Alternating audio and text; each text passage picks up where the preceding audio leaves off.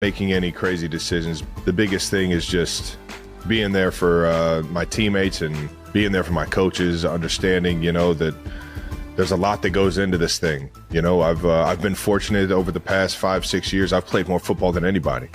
The fact that we keep going to these AFC championships and these Super Bowls, and that means I'm playing an extra 3 games more than everybody else in the entire league, and that's a lot of wear and tear on your body, and it's a lot of time spent in the building. That process can be grueling. It can weigh on you. It can make you better, and it can drive you crazy at the same time. And right now, it's one of those things where it was kind of driving me crazy this year. It happens as you kind of tail off towards the back 9 of your career. A somber Travis Kelce today on New Heights as he takes in the loss of the Super Bowl. Many questions surrounding his future as we enter the offseason. We welcome you into NFL Live. We got Andrew Hawkins, we got Mike Tannenbaum, our GM, and Matt Miller will be with us, as well as Jeff Saturday. We're so glad that everybody's here today. And let's dive in on Kelce and the future, potentially, of his career. It was another historic season for Travis Kelce. He broke the Chiefs' receptions and receiving touchdowns record, both held by Tony Gonzalez. He tied the tight end record with his 7th season leading the Chiefs in receiving yards. And he broke Jerry Rice's NFL record with his 9th straight season of 80 catches. Jeff, you've been through similar situations, right, as Travis. Does this sound to you like someone who may be retiring? It does, and I think part of it, and I don't know that we played it, but I listened to a little bit more of it, and it talked about when you can't do and your body can't do what it once did. And I played 14 years, all pros, Pro Bowls, all that kind of thing. He's at a Hall of Fame level, which even differentiates from my career. But when you get to the point where you can't produce how you used to, but you still want to for those teammates, that's the part of the exhaustion that he's going through. I do think he's making a great decision, Laura, by taking time, though. Give yourself a month or more to really kind of let this thing kind of just calm down. It's a painful loss. You didn't play the way you wanted to. No one did. And then kind of reevaluate the situation. Because right now, to his point, he's mentally and physically exhausted. Don't make any big decision right now. Yeah, Jeff, it was good context. Just the entire conversation. I agree. It felt to me like somebody who might be stepping away or is close to it. We'll keep an eye on that. But, Mike, whether Kelce is returning or not, what should the Chiefs be prioritizing this offseason? Laura, first, second, and third, it's the offensive line, and then the offensive line. You go back a couple of years ago when they lost that Super Bowl at Tampa Bay, Brett Veach, their GM, did a great job of fortifying the line. But when you look at it over this past season, be it Kingsley Sumateo, who was a draft choice, William Morris from a year ago, DJ Humphries, who they signed late, even Juwan Taylor on the right side, they really didn't have an answer. Joe Thuney did a great job as a Band-Aid, but they have Michael Jordan, and Michael Jordan looked average on Sunday. His eye level was bad. His fundamentals were bad because he was getting hit relentlessly. So until they fix that, Laura, nothing else matters. They have to address that tackle situation. It's absolutely critical for them. Yeah, I'm with Mike there. They got to definitely revamp that offensive line very similarly that they did after the Tampa Bay Buccaneers lost in the Super Bowl. When you look at a pass catcher perspective, if Travis Kelce is truly considering hanging him up, you're going to have a big void on your offensive playmaker side of the ball. And yes, they have this receiver by committee, and they've shown success with that, but it's only been because Travis Kelce was the #1 receiver. Now, look, Mike T is here. Mike T is the person who gave me my first NFL workout ever. Let's go. Jeff Saturday is here.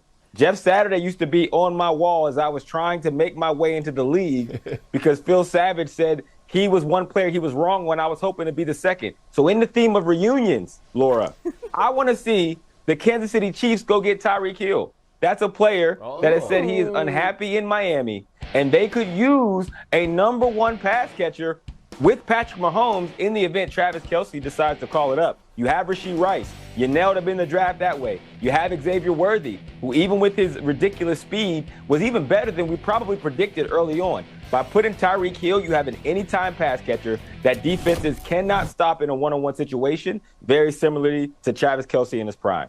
That's really interesting. And there's a lot of times where you wouldn't think a player would go back to where he'd been before. But in this case, I actually think Tyreek would say, yeah, I'll go back and maybe win some Super Bowls. By the way, to this point about the receivers, Chiefs wide receivers had 50 drops over this 3-year Super Bowl run. That's second most in the NFL over that span. I like the reunion. We got a special group here today. Let's go to Dallas, where Dak Prescott had some interesting comments yesterday. You probably saw him. The Cowboys offense took a turn for the worse after Dak got injured, a stark contrast to their offense last season, where they were tops in the league.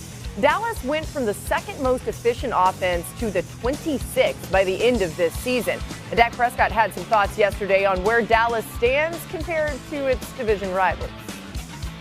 I mean, I feel like we compete with the Eagles and beat them for the most part when we've played them. I don't want to say check the record when they're the guys holding the trophy right now. So credit to them. They've earned it and they deserved it by all means. But, yeah, very close, especially when you even watch the NFC game, the NFC Championship. And those two teams that we battle against each and every year, a couple of times. And as I said, feel confident about we've gotten the better part each and every time. To see it in such a dominating fashion, credit to them.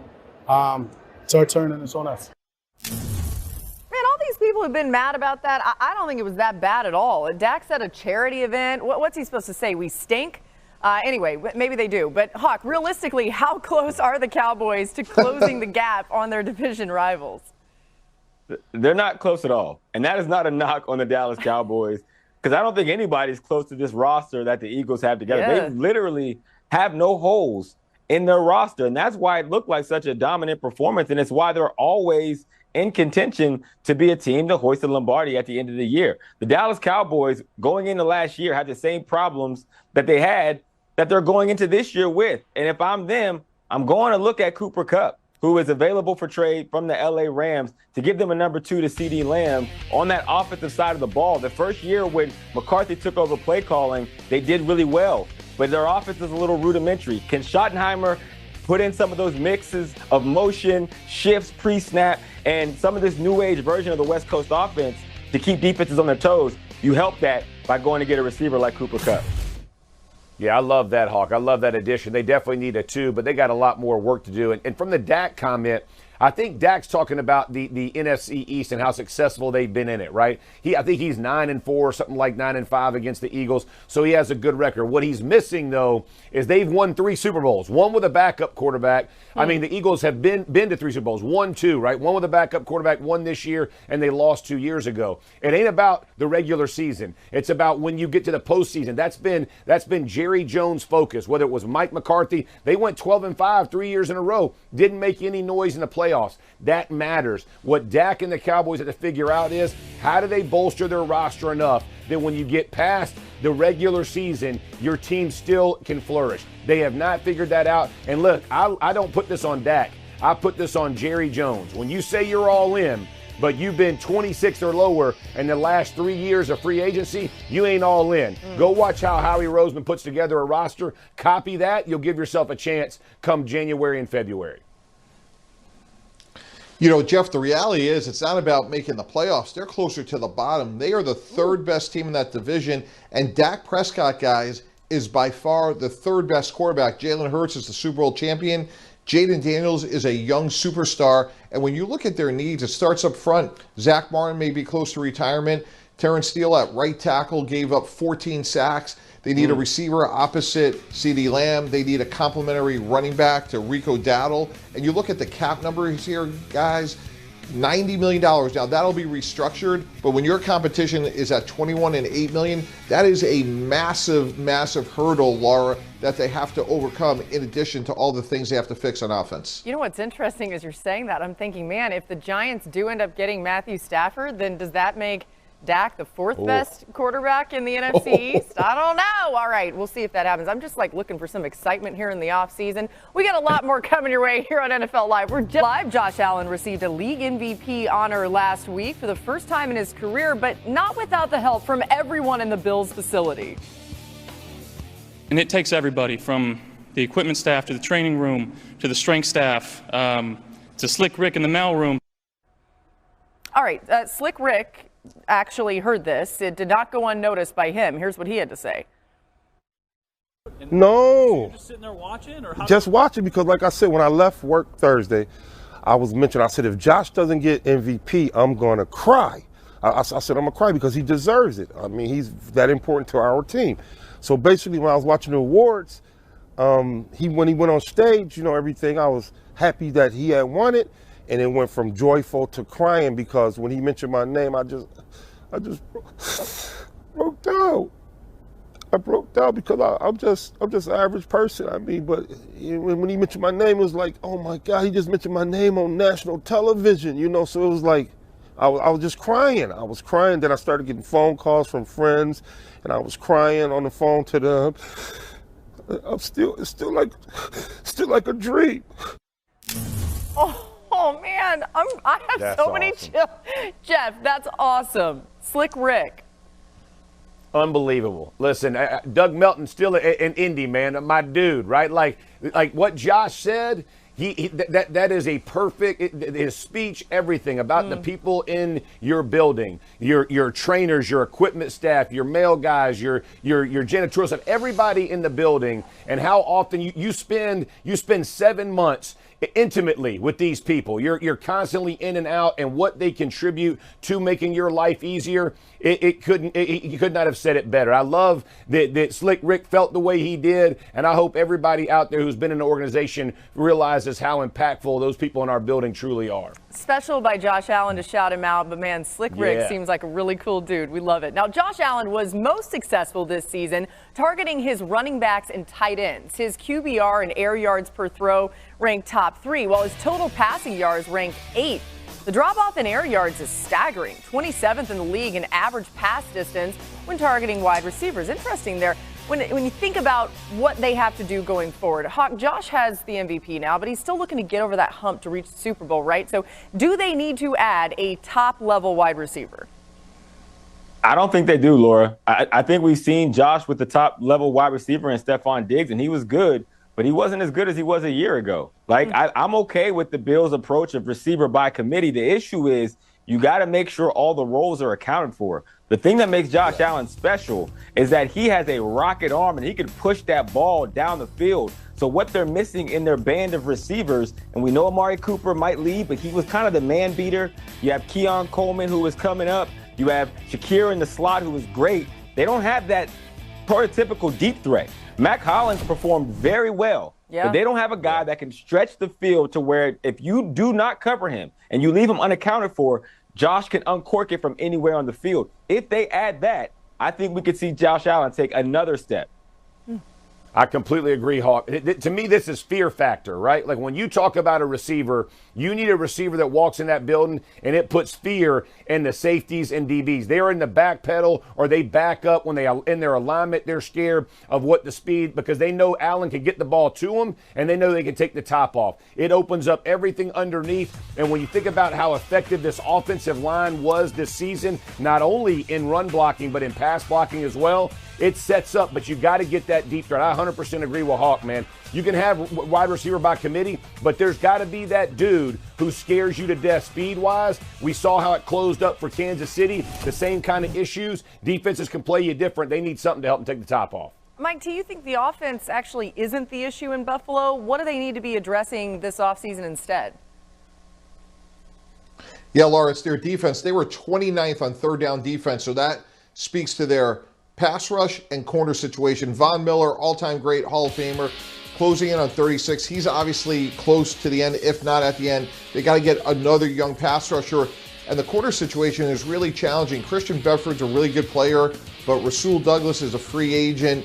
Khair Elam, a former first-round pick, really hasn't panned out. They need to add one, possibly two corners, depending on how they go here. So if you want to get off the field on third down, you have to improve your pass rush, and you have to be able to play man-to-man on the back end. Two things right now that they have to improve. Yeah, listen, Mike T, I agree with you on this. I'd say you can fix this problem in two ways, though. I love what you said about the defensive backfield, but Khalil Mack's going to be up, and people are talking about Myles Garrett not being happy where he is. They need, to your point, a true closer. Like on defense, you got to have that guy that everybody wants to slide protect to and get you off the field. That helps the DBs because in their head, they know that clock is running the minute the ball snapped. They don't have that person right now in Buffalo. Again, it's kind of like by committee. They got to have that edge guy that really closes games out. You think about the quarterbacks not only in their division but just in the AFC in general. Think about Myles Garrett going after those guys, and you could see how that would be an incredible addition to this Bills defense. All right, we got a lot more coming your way here. You got to go in there, make peace with it. Rodgers back to pass, and it's intercepted. I don't do what I know people are doing, we're all probably going to be out of here. One final gift from the lowly New York Jets. They are not an AFC Championship or Super Bowl caliber team. You can change coaches, but we're the ones out there in the field. Hold yourself to a standard. Obviously, that was below my standard. Aaron Rodgers likely out in New York.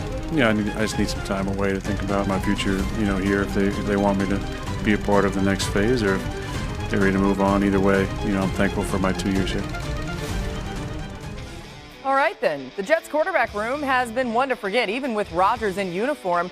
Their last playoff appearance was 14 years ago. That's hard to believe. This is how the numbers shape up since then. Bottom 3 in the NFL in win percentage, completion percentage, yards per attempt, and passing touchdowns. You see those numbers, you say, yeah, okay, that makes sense why they haven't been to the playoffs in forever.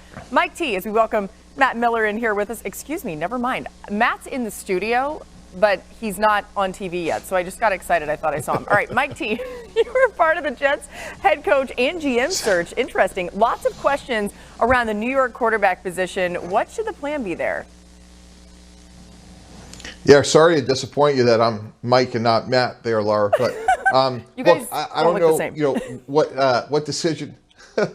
what decision they're going to make. But I do think there's some really interesting parallels back to when we hired Rex Ryan at the Jets, and he inherited an aging former Green Bay Packer star in Brett Favre. At that point, we made the decision to move on, and we were very fortunate to draft Mark Sanchez and had some, immediate success with Rex Ryan as the coach and Mark Sanchez as the quarterback. And obviously, they have to make whatever best decision. Aaron Glenn and Darren Muji believe in a perfect world, when organizations reset, you bring in a new head coach, and ideally, you would pair him with a new quarterback. Now, sometimes that works out, sometimes it doesn't.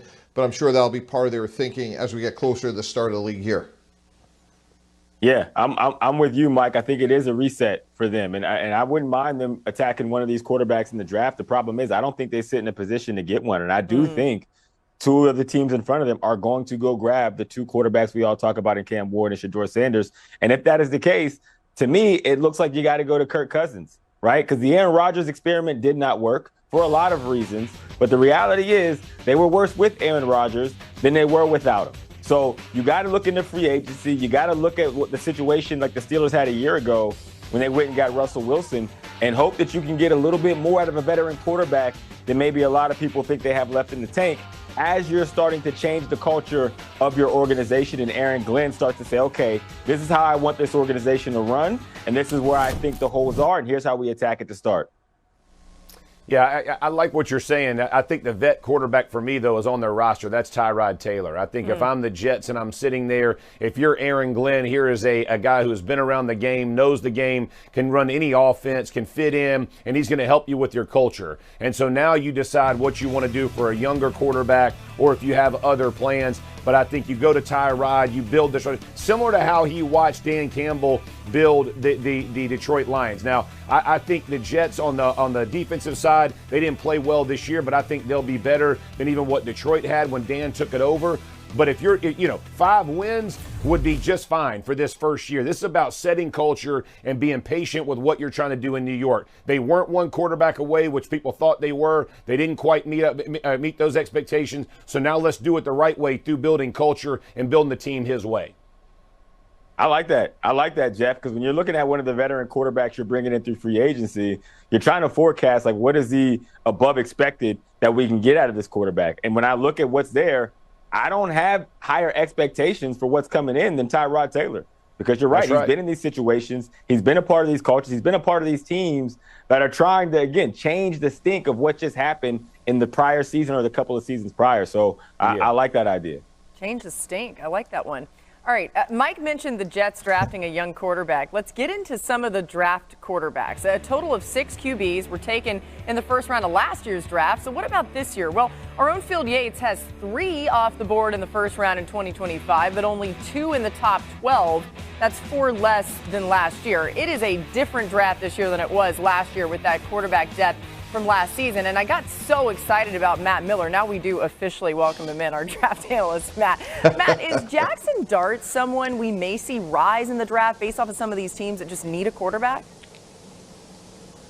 Laura, I appreciate the excitement, and I think teams are that excited about Jackson Dart as well. We might see him come earlier in the draft than we expect just because of, obviously there's the need, and that is going to push players up. We see that in every draft. Even last year, Bo Nix ended up taking the Broncos to the playoffs, but that was a situation where teams brought him up higher than we had him ranked. So I do think at Jackson Dart, he had a good week at the Senior Bowl. He's coming out of an offense working under Lane Kiffin that is very well respected around the NFL. Even if some of the concepts that he learned in college, he's going to have to learn new things in the NFL, getting off his first read. Not everything is going to be RPO based, but Dart has the tools. Now, the other player to watch is Quinn Ewers from Texas. And I know he did not have the best year this past season, the oblique tear, the ankle injury, but he took Texas back. They were in back-to-back college football semifinal games. He was the #1 overall recruit in his class, one of the highest rated prep quarterbacks of all time, by the way. He's still 21 years old because he reclassified, skipped his senior year of high school. I'm expecting a pretty big combine workout from Quinn Ewers. His camp has told me he's put on 10 to 15 pounds of good weight. If you remember, he lost some weight in between his freshman and sophomore seasons at Texas to be a little more agile. I think he's going to put on a show at the combine, and we know he's going to interview well. So he could be another one of those names that as teams have these needs at quarterback, Quinn Ewers is the guy that could be going up. I like that one. Yeah, you know what's fascinating to me, guys, is last year, 6 in the first top 12. As you mentioned, Matt, Bo Nix takes Denver to the playoffs, and I believe they'll wind up being 3. Maybe Quinn Ewers makes it the first round, but assuming he does it, you know, we always talk about how the offseason is a continuum, and there's so many teams that need quarterbacks. So how does Kirk Cousins factor into that? Sam Darnold, does he make it? What happens with Derek Carr? You know, we already touched on Aaron Rodgers, and knowing that there's going to be probably 7 or 8 teams in the top half of the draft that need QBs, I think the veteran market and the trade market, you know, there's already rumors about Matt Stafford possibly, will be fascinating before we ever get to the draft, because I think most teams, when you talk to people around the league, their boards are very similar. The depth of this class is nowhere near what it was a year ago. Just to point out something on Quinn Ewers, I did a lot of Texas games this year. I think Matt's point about him not being healthy, we can't say that enough. He's healthier now, but he dealt with that ankle injury probably more than people realize. Plus, the Texas O-line wasn't as good as we thought they would be. I'm with you. I think Quinn will impress some people at the combine and going forward. All right, quarterback, always a big need for teams. But, Matt, it's time to start talking about the Philly approach, right, for some of these teams. Should they just start sacking up on the D-line in the draft? What are your thoughts there after we've seen what Philly's been able to do? I think it is a great model, especially if you have your quarterback. So I think you look at teams like the Los Angeles Chargers, the Denver Broncos. They might have some needs at wide receiver or tight end, but building the defensive line is huge. And this is the draft class to do that. I checked right before I came on the show, guys. I have 31 defensive ends and defensive tackles in my top 100 players. That has never happened in the 15 years I've been covering the draft. That's never happened. We're just coming back from the East-West Shrine and the Reese's Senior Bowl, and that played out with this great group of defensive linemen. Obviously, Abdul Carter from Penn State is going to go very early. Mason Graham from Michigan is going to go very early. But we might see 10 to 12 picks in the first round that is spent just on the defensive line because what Philadelphia has done. There's something for everyone with defensive ends, defensive tackles. Walter Nolan from Ole Miss, probably the biggest riser coming out of that Senior Bowl week.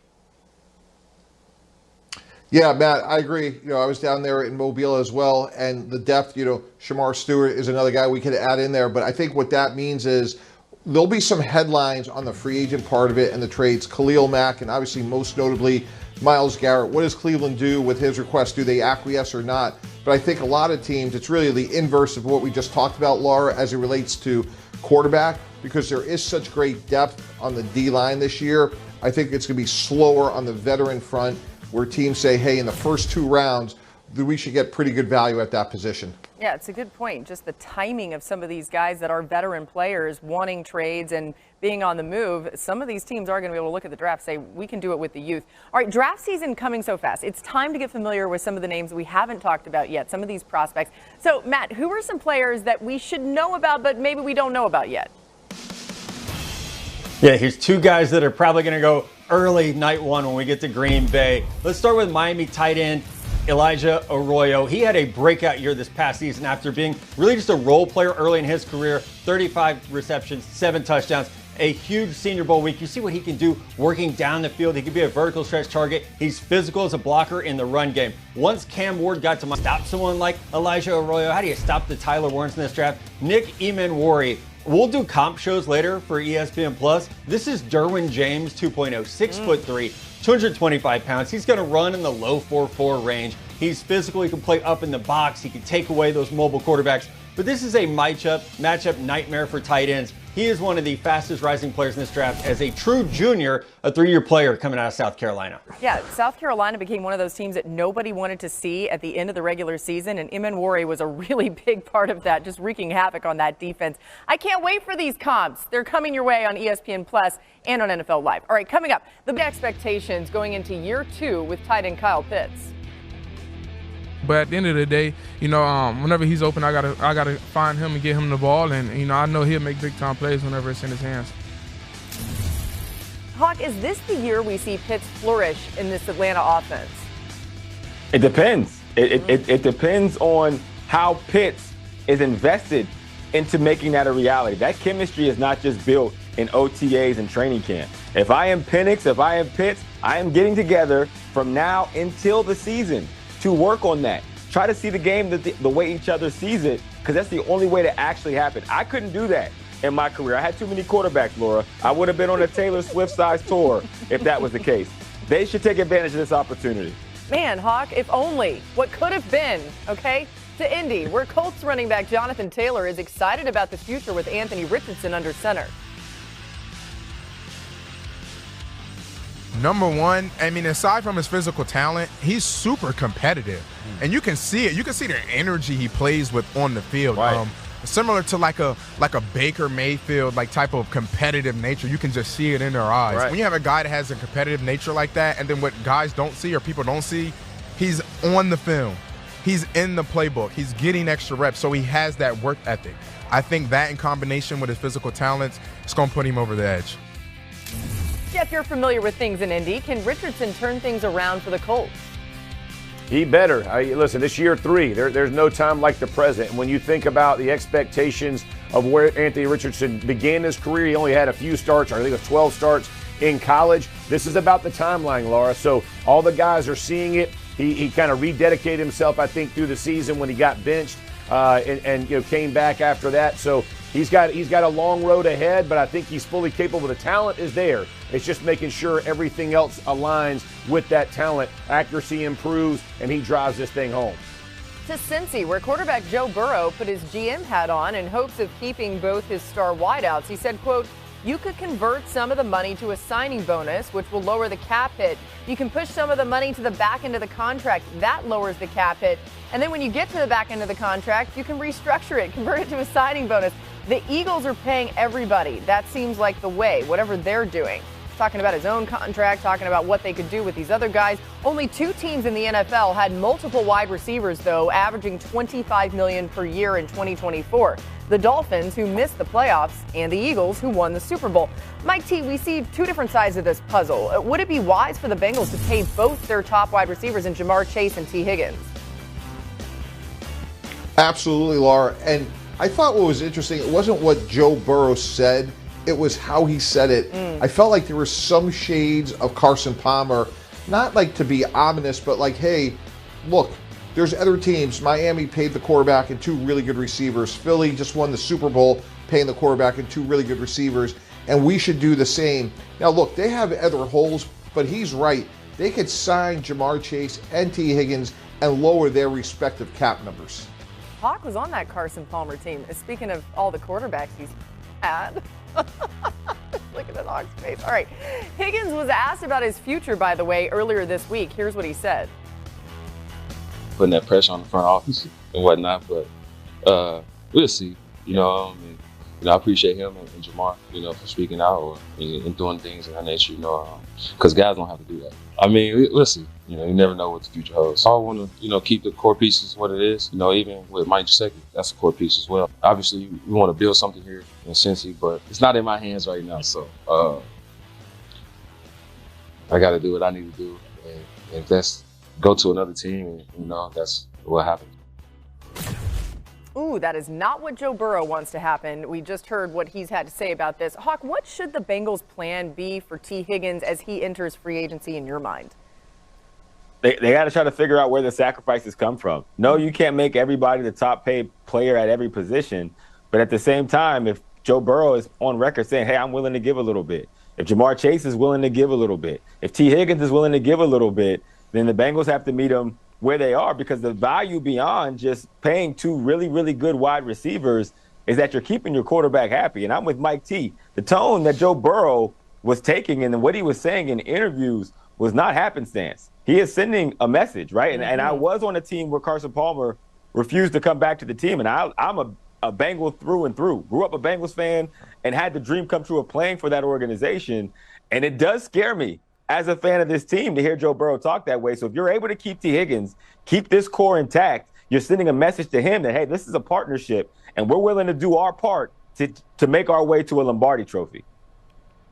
Yeah, and I think him using the language of what the Eagles were doing kind of shows he's serious about it, right? Is the Eagles are finding ways. Like if you're the Cincinnati Bengals, figure this out. The problem is the Cincinnati Bengals aren't regarded as one of the higher paying teams in the NFL. That's not their normal how they normally operate. So when I look at this team, if you're Joe Burrow, obviously you want T. Higgins. Anybody in the NFL, any team wants to add T. Higgins. This guy's a great player. He can separate, he can help, and now you couple him with Jamar Chase, if not the best, one of the best receivers in the game. This tandem could put up points in a hurry, but they're going to have to assign value to positions. They got to improve on defense as well. But if to Hawk's point, if everybody's willing to give a little, ain't no other reason but to get this thing done. Yeah, when we heard from Joe Burrow even at the Pro Bowl, he was talking about the defense. He alluded to it. He said they got to add some more pieces. We have to be better on that side. Certainly, we all know how great that offense was this year. Mike, what should the team be doing on the defensive side of the ball? Yeah, Laura, that's exactly right. Jermaine Pratt just requested a trade. B.J. Hill and Joe Asai are free agents up front, and Sam Hubbard really hasn't panned out. So you have to take care of Trey Hendrickson economically, but they need another presence and up front. And then on the back end, same thing. Cam Taylor-Britt's solid. Dax Hill did not have a good year. Mike Hilton is a free agent. They need another bona fide outside corner. So when you talk about corners and pass rushers, they're expensive as well. And given Hendrickson's production, I'm sure he's going to be in line for a raise as well. So look, the good news is they have a lot of good players, Laura, but they have to address this defense if they want to get over the hump in the AFC. Yeah, you don't want to blame everything on Lou Anarumo, but their defensive coordinator, of course, they moved on from him. So we'll see what changed about them paying these guys, finding a way to keep their best. All right, still to come. Mọi người đã trở lại với kênh của mình. Ngày hôm nay mình sẽ hướng dẫn mọi người gấp một con tôm hùm màu đỏ như thế này nha. Bây giờ chúng ta cùng nhau bắt tay vào làm nào. Để bắt đầu vào làm thì ở đây mình có chuẩn bị một tờ giấy màu hồng màu đỏ như thế này nhá.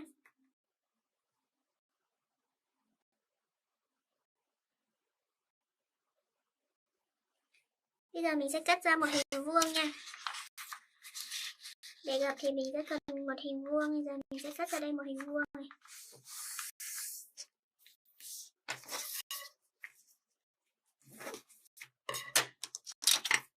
Đây, mình sẽ dùng thước kẻ cho nó chính xác nha. Bây giờ mình sẽ cắt hình vuông này ra.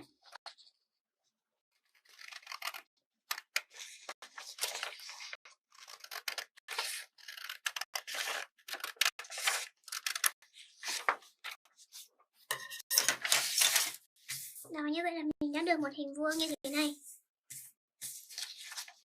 Giờ mình sẽ dập các cái nếp lại nha.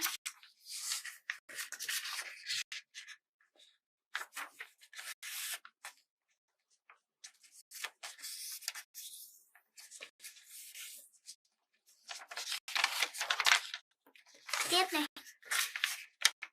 cái nếp ngang nha.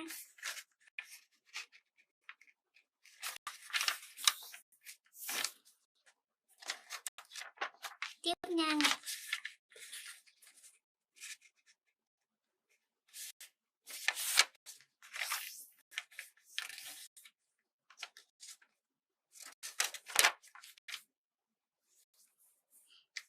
Đó.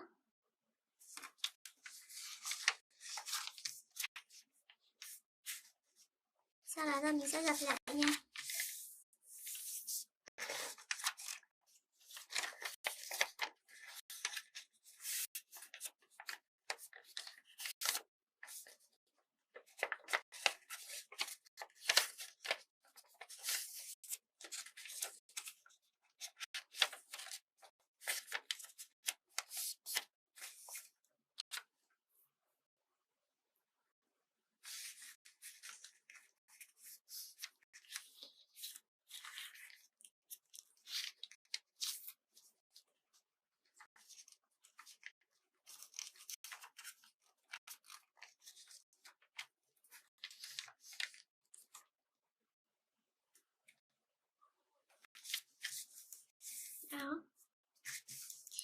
mình sẽ gấp một hình như thế này nha.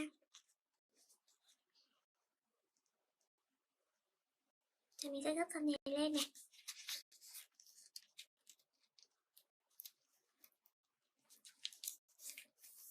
Tiếp tục với mặt bên này nha.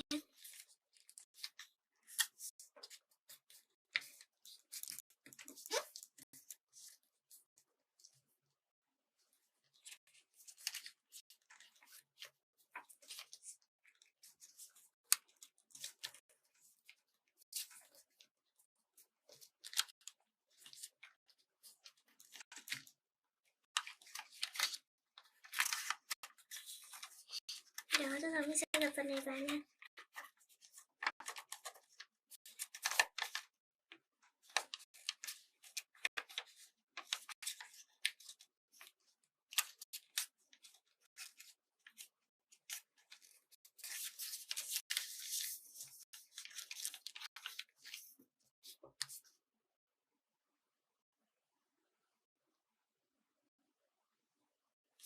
Đó.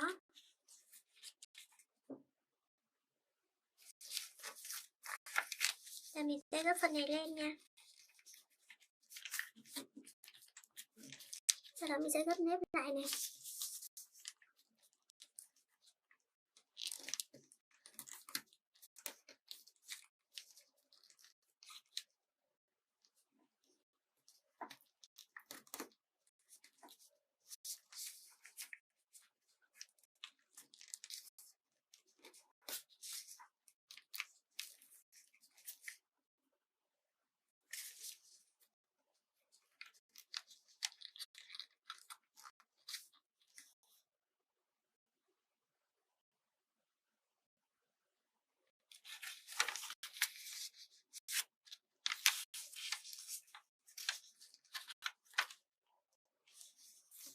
Đó.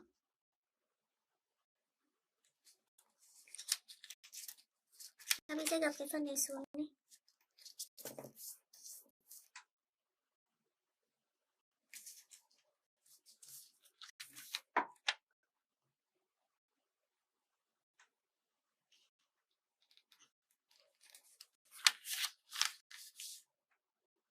Sau đó mình sẽ gập nó xuống như thế này nha. Gập phần này lên này.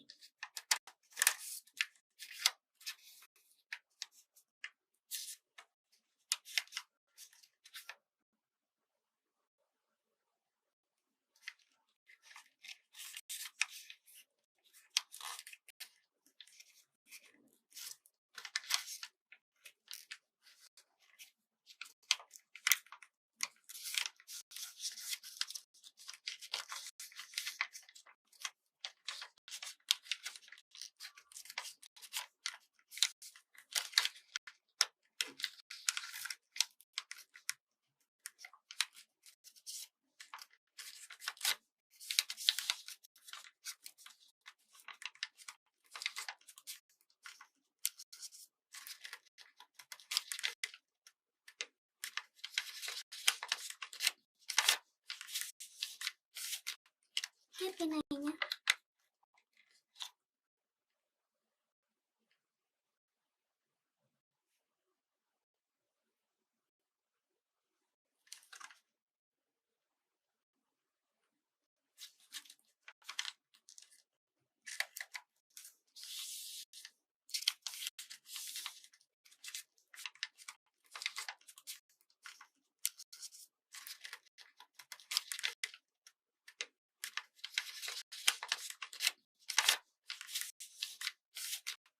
Tiếp bên này nhé.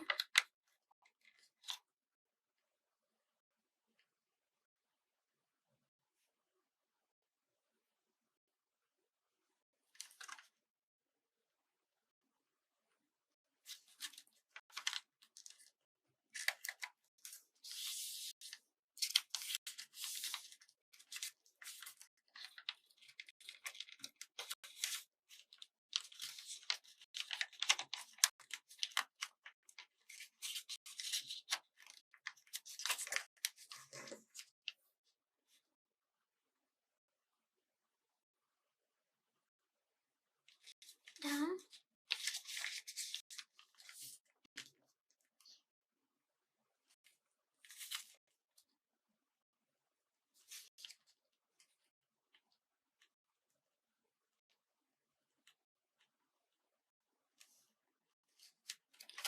mình sẽ mở phần này ra nha.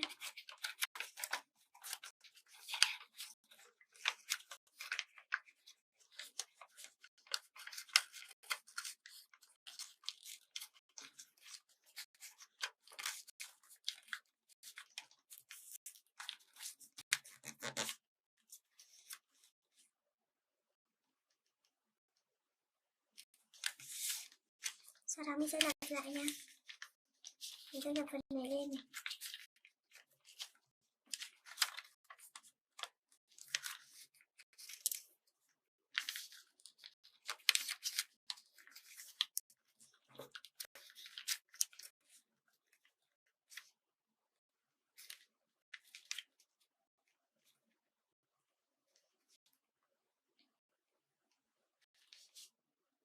Đó, mình sẽ lật nó lên nha.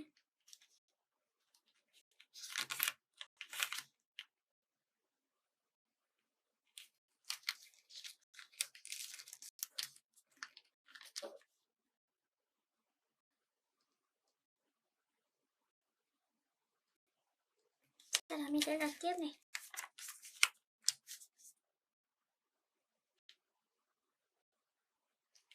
Và mình sẽ lật đường này lại nha.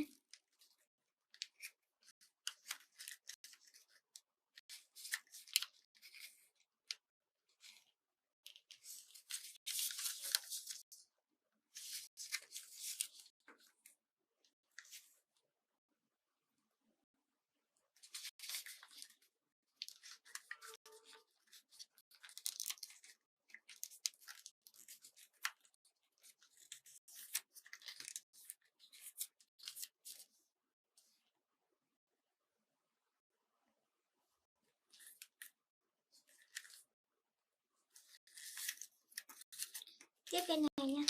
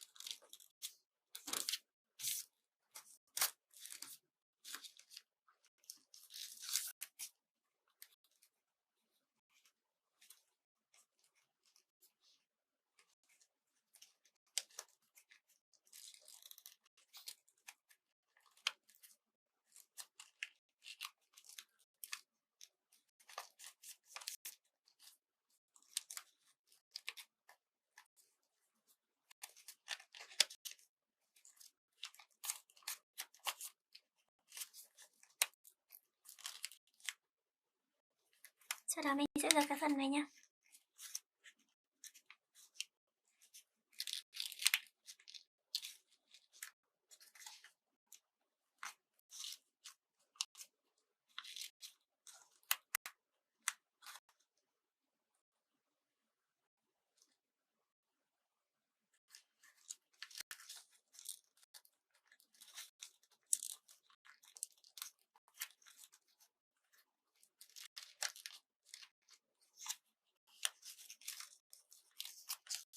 Và mình sẽ gập cái càng ra.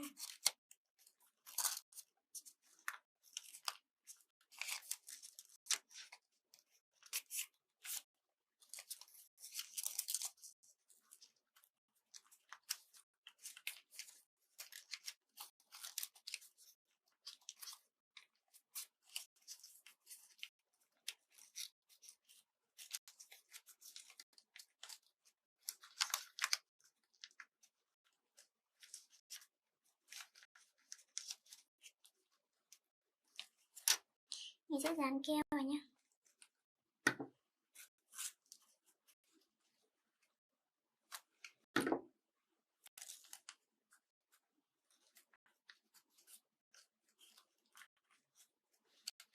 Như vậy là mình đã gấp xong cái con tôm hùm màu đỏ như thế này.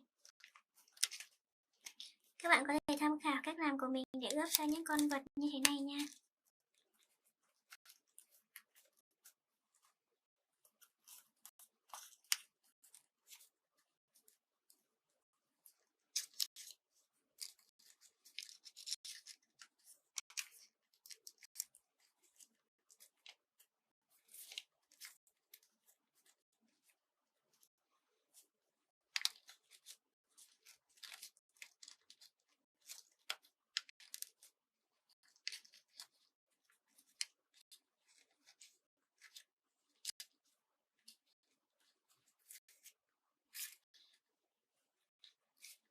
Và mình sẽ dùng cái bút này vẽ mắt nha.